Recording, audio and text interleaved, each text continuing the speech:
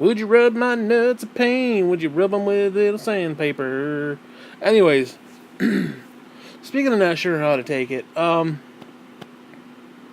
I just finished watching The Hitman's Bodyguard.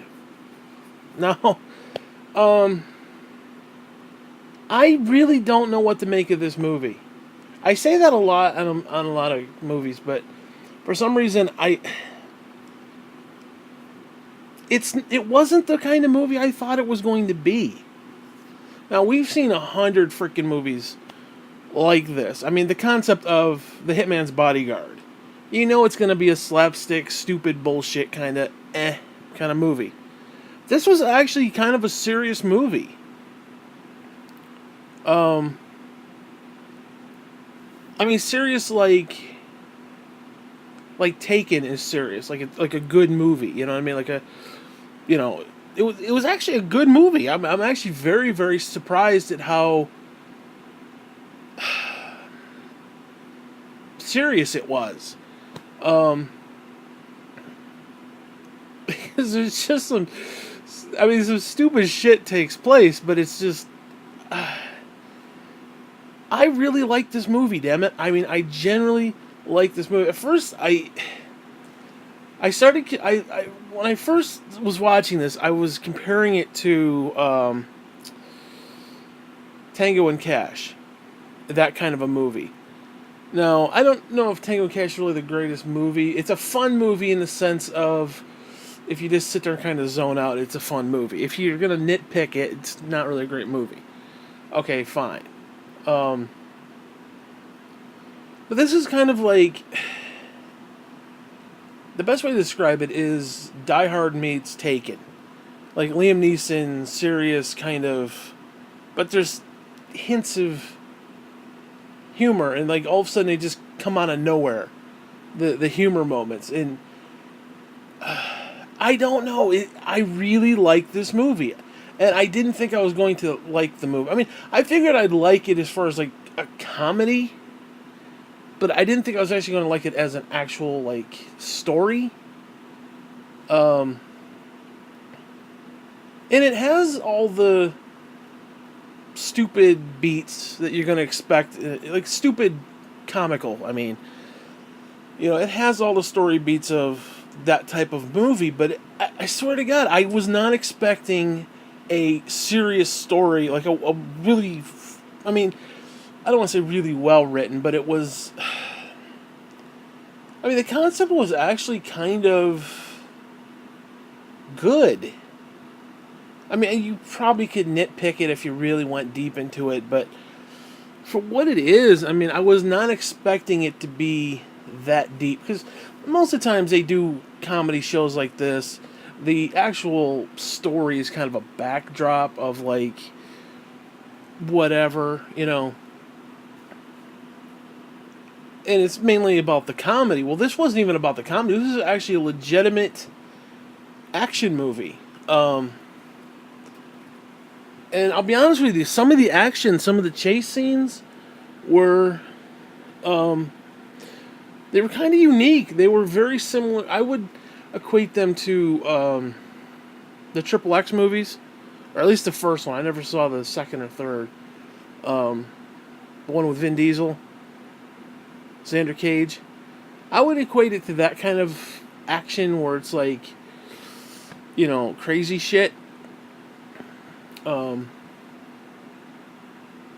it was done in such a way that I don't want to say it was necessarily believable, because there was this one moment with a rocket launcher where I don't know, it wasn't like crazy, but it was crazy. I mean, I can't really put it into terms that make sense in a way, because I was pleasantly surprised at the fact that I actually was enjoying the movie.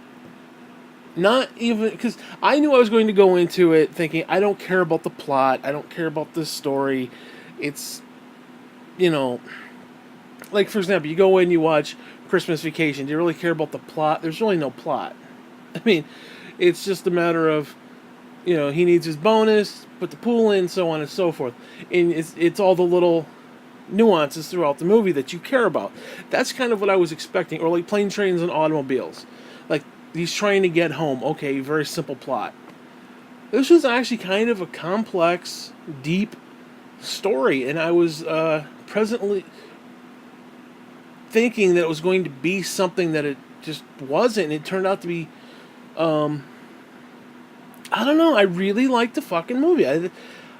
I wasn't, like I said, I wasn't expecting to like the movie. I knew I was going to love the comedy, all you need is Samuel L. Jackson saying motherfucker. That's it. It's all you need. If he says motherfucker more than 3 times in a movie, it's a good movie. It's a good Samuel L. Jackson movie. Like, for example, you take Snakes on a Plane. Stupid story, stupid concept, but it's Samuel L. Jackson on a plane saying motherfucking snakes on a plane. That's all you need. You have that line, that's what you're paying, whatever it is for the Blu-ray or, popcorn movie theater. For him to say motherfucker on a plane, motherfucking snakes on a motherfucking plane, that's all you need. That's it. That's what you're buying. This was actually something deeper. I'm actually very surprised. I can't put it into words more than that because, like I said, it was just it wasn't a snakes on a plane. I mean, it wasn't. I mean, it was actually a fairly coherent movie. I'm surprised. I mean, I'm really surprised. I'm not going to say it's the greatest movie ever. I mean, I've seen. It's one of those things where everything kind of ties together, and there's actually a couple reveals that you're like, oh shit, you kind of maybe suspected, but there's this one moment at the end where it's like they tell their backstories to each other, and they do it in such a way that I don't want to spoil it, but and then all of a sudden at the end, Samuel Jackson's character reveals something that happened, and it's like, oh my god, holy crap!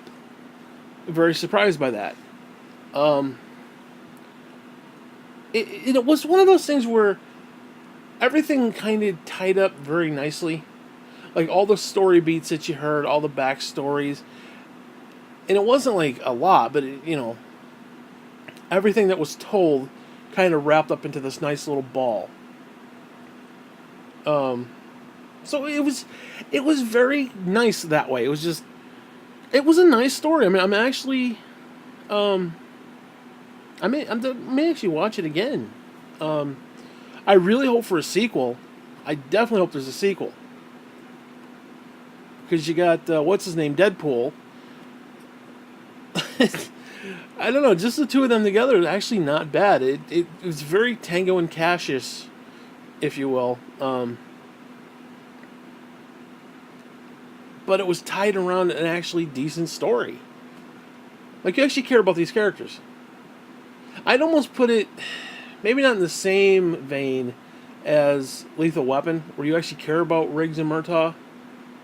And especially after, like, the third or fourth movie, you actually care, you're invested in these guys.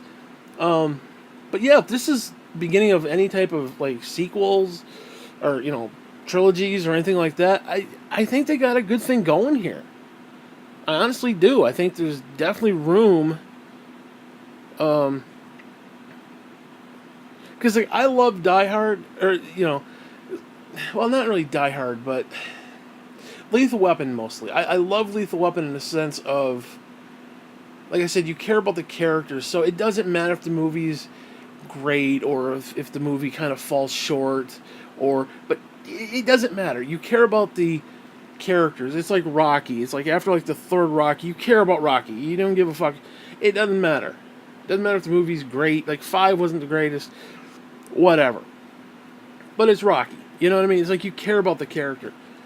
I think this is a great start. I mean, again, if they do a sequel and then continue on, even make like a little series out of this, I think they got something good going here. I really do, because I really cared about these characters. All of them. And then, what's his face? His girlfriend, Deadpool, I forgot what his name is. I know what it is, I forgot what it is. Whatever. Deadpool's girlfriend is Elektra from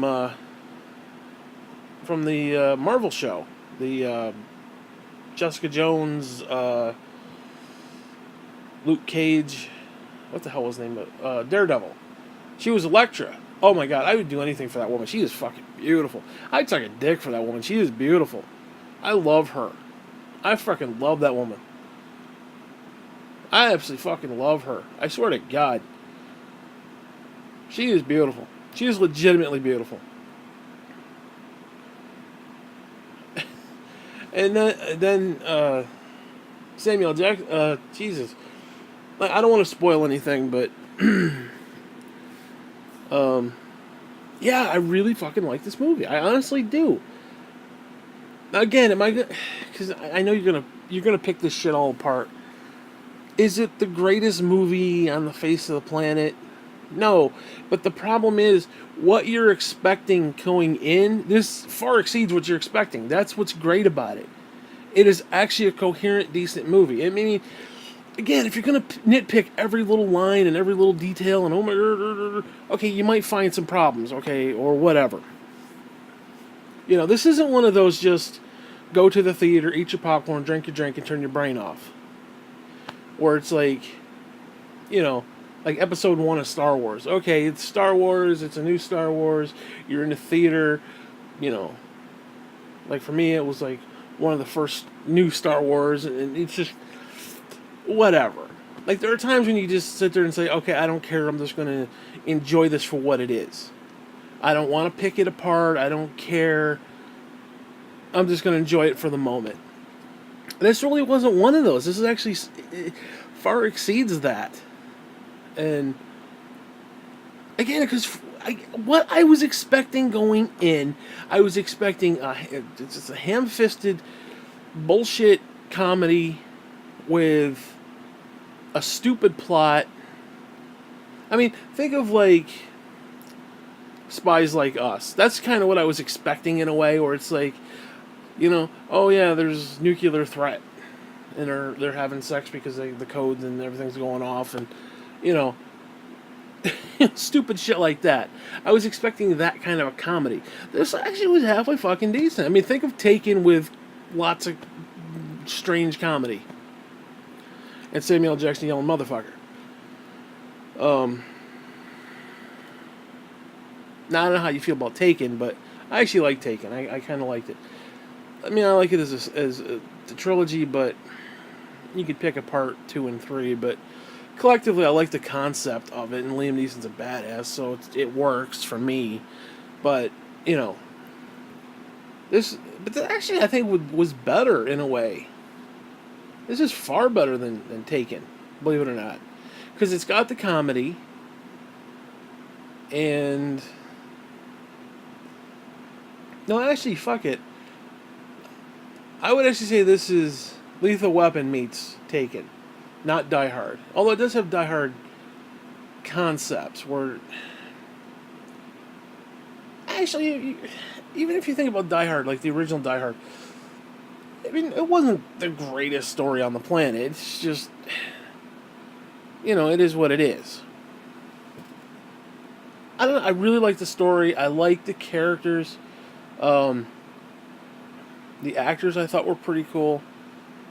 I'm talking like the side characters. And the fight scenes were actually interesting. There's this one where he takes on the bad guy henchman, whatever the fuck his name was. And they're doing it in a... I don't even know what you'd call it. Like a... like a little mini Home Depot kind of a thing. It was just, I don't know, really interesting. And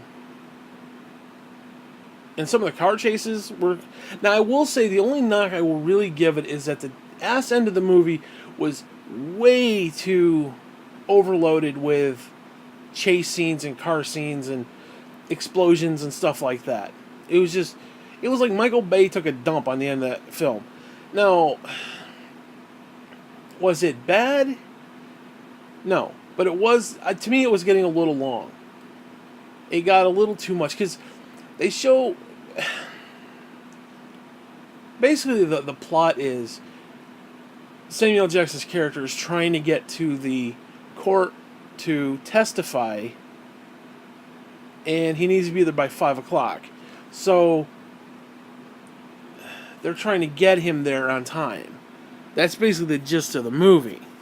Now, there's more to it than that, but what happens is they show, like, I think like 20 minutes are left, and then do like an hour and a half of like car scenes. It felt like it felt like the chase scenes and the car scenes and all that stuff took longer than 20 minutes. Like if they had showed maybe an hour or an hour and a half, like he had to be there by 5. Like if they showed it at 3:30, 4 o'clock even, maybe it just felt like there was way too much stuff. And I think that may be part of why I thought it was too long. It just felt longer than 25 minutes, whatever it was. So that, I think, could have been part of the problem. Not that it necessarily was, but again, they showed the clock and they're like, where are they? Kind of a deal. And I think that could have been part of the problem. If they hadn't shown that one particular scene, or showed it later, maybe a good 5 minutes into the cutscene, maybe, I don't know. But if you're going to nitpick, I think that would definitely be a legitimate nitpick, that the SN was very overloaded. It would be a good word. With chase scenes and car scenes and whatnot. But minor little issue. To be honest with you, I didn't think the car scenes were all that bad. I just think they were a little long. They were good. I thought they were good. They were unique. They were slightly different. Again, they were more like on Taken's kind of... But Taken, a few of those got a little too long as well. Or it's just like constantly, the cars and the shifts and, the things and the back roads and the little back alleys, the little shithole town and, that kind of stuff. It wasn't like that here, but it did get a little long for both movies, personally. But, again, that doesn't mean that they were bad. Just, they could have moved it along a little faster. Now, there was some definitely unique moments. I thought that was kind of cool, too. Like, they did a couple fight scenes that I had never really seen before. Because with this type of a movie, like if you take like Crank or you take Transporter, those kind of movies where they do some very unique fighting. Sometimes it gets a little weird. Sometimes it gets a little too long or a little too much maybe. So yeah, I could definitely see that as being a mild issue. But again, they were very unique. I thought they were unique. Just like shit you don't normally see. It's not your typical thing. Well, there's actually this one kind of cool scene where Samuel Jackson, because he got shot in the leg, so he's limping. He's got this ball cap on, and he's got these flowers, these tulips. Now, his girlfriend is in prison, and she can see this particular clock that, and he wants to deliver these flowers so that she can look out her cell window and see these, which is kind of just the point. And he wants to do this, even though the other guy doesn't want him to do it because it's dangerous, because everybody's looking for him, and everybody is actually there looking for him at the moment. So you see him, he's just walking down the street. All the while you see these guys, they have like little earpieces and they want to be sitting on a bench, and as Samuel L. Jackson walks by, he'll get up and kind of turn and pull a knife out of his pocket, and then the other guy will come in, take the guy out. It was this really fun scene, and it was kind of interesting. And then later on you realize that the Samuel L. Jackson character knew exactly what was going on. It's like, oh yeah, you took that guy out in the bushes, you did, and it was just... I don't know. That scene specifically was fun. I liked that one. But like I said, the car chases I think got a little too much. But I'd have to watch it again because, again, when I say too much, to me it wasn't that big of a deal. To you, you're probably not gonna like it. That might be an issue for you because I think you might like this movie. I really do. I think you'll like it. I don't think I didn't spoil anything. Excuse me. So, yeah, I really enjoyed this freaking movie. I'm actually very glad I bought it. So, I wasn't going to buy it, and then I kind of saw the trailer, and I was like, fuck it, let's buy it. You know? And I'm glad I bought it, actually. I'm very happy I got it. I'll definitely watch it again. I don't know, damn it. I really liked it. I really enjoyed it. I actually think it could have been a little bit funnier. I think there could have been more comedy beats in the thing. Because, again, I was expecting, like, this really goofy comedy. Where it had more comedy beats more similar to Lethal Weapon. Not necessarily, those may have been, that might not be a fair comparison, but I mean, imagine a no, I don't want to say that because that's gonna, oh, that'll probably, yeah, that's not a fair comparison. Anyways, never mind, fuck that. Yeah, I like these characters. I like the girlfriends, everything. I really enjoyed it. I would have liked to have seen this in the theater if I had the money and the wherewithal to get there. This would have been a good theater movie for me. Just, you know, because again, we've seen movies like this before. Like you take Step Brothers or Soul Men, those kind of movies. They're basically going from comedy beat to comedy beat. Well, this was actually going from story beat to story beat with comedy in there. So it's like this was not a comedy, but there was funny moments. I mean, it's just it's because all right. There's this one scene, not really a spoiler, but it's probably one of the better scenes in the movie. They're trapped inside this building, and they have to run to the roof, and there's nowhere to go.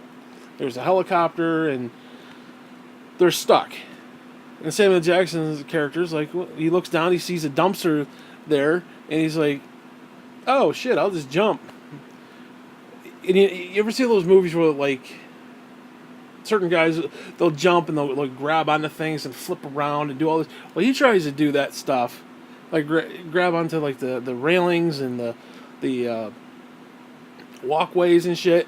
And he freaking misses, and he's like, motherfucker. And he's falling down these things, almost like Homer Simpson falling down the hill. And he lands in the freaking dumpster, and he starts to laugh. He's like, he talks about he landed it with one leg. I mean, shit like that. You have these moments where it's like, holy shit, these guys are in trouble, and all of a sudden just weird, stupid, funny shit just happens. Or like he's gonna try to do something, and it just completely went awry.